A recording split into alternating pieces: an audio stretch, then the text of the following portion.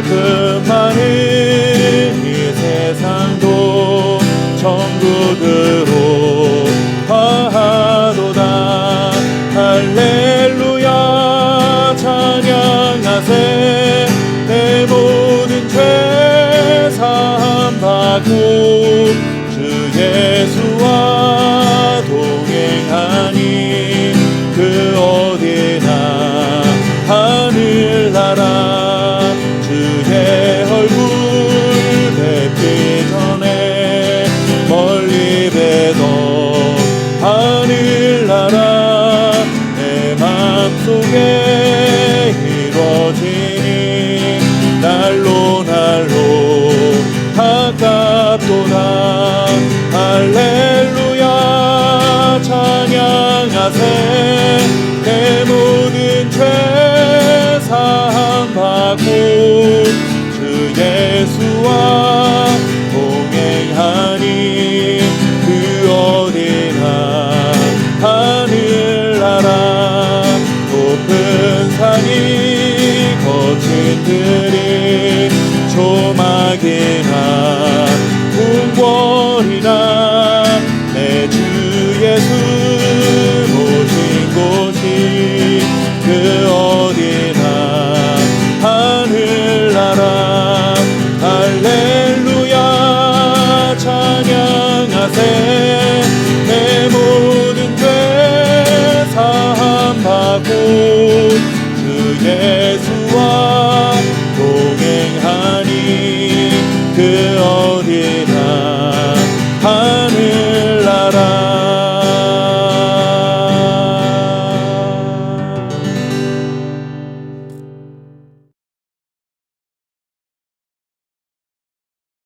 성령이 곧 예수를 광야로 몰아내신지라. 광야에서 40일을 계시면서 사탄에게 시험을 받으시며 들짐승과 함께 계시니 천사들이 수종들더라. 아멘. 우리 앞에 꽃길과 광야길이 놓여 있는데 둘 중에 하나를 선택해서 가야 한다면 여러분들은 무엇을 선택하시겠습니까? 참 바보 같은 질문이 아닐 수 없습니다. 세상 어떤 사람이 꽃길을 놔두고 메마른 광야길을 선택하겠습니까? 다른 선택지가 없어서 어쩔 수 없이 광야를 가야 한다면 모를까? 굳이 광야를 가지 않아도 되는데 일부러 광야를 선택할 이유는 없는 것이죠. 요즘 서로에게 축복의 의미로 꽃길만 걸어가세요 라는 말을 많이 주고받습니다. 하나님을 믿는 것도 크게 다르지 않습니다. 하나님을 잘 믿고 하나님과 동행하는 삶이라면 이제 내 인생에서 광야는 굿바이 하고 앞으로는 꽃길만 펼쳐지기를 기대하게 됩니다. 이런 우리의 기대를 두고 기복적이니 아니면 세속적이니 그렇게 나쁘게만 몰아가서는 안 된다고 생각합니다. 자신의 인생이 언제나 꽃길 같은 인생이 되기를 바라는 것은 자연스러운 우리의 바람이지 그런 모습을 비난할 수는 없는 것이죠.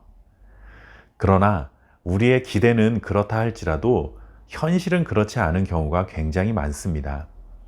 하나님을 아무리 잘 믿어도 그리고 우리의 간절한 기대와는 달리 광야길을 걸어야 하는 시간들이 있다 하는 것이죠. 이것은 하나님의 아들이신 예수님도 마찬가지였습니다. 세례 요한에게 세례를 받으실 때 성령이 충만하게 임하시는 경험을 했고 하늘로부터 하나님의 아들이요 하나님이 기뻐하시는 자라는 음성이 들려오기도 했습니다. 여러분, 이 광경을 한번 상상해 보십시오.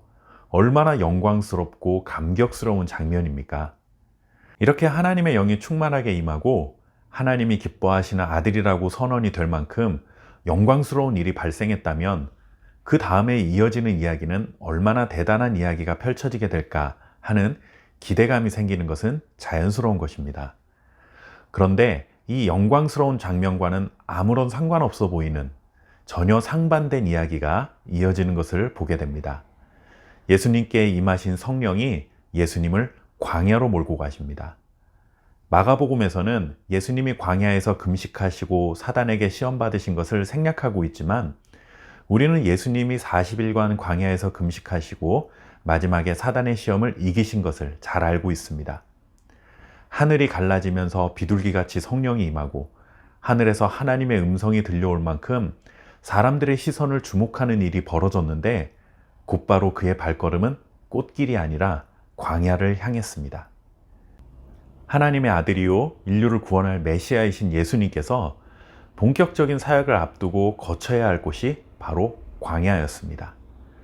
마가는 예수님이 두 번째 출애굽, 새 출애굽을 이끄실 메시아로 소개했다는 말씀을 이전 영상에서 드렸습니다.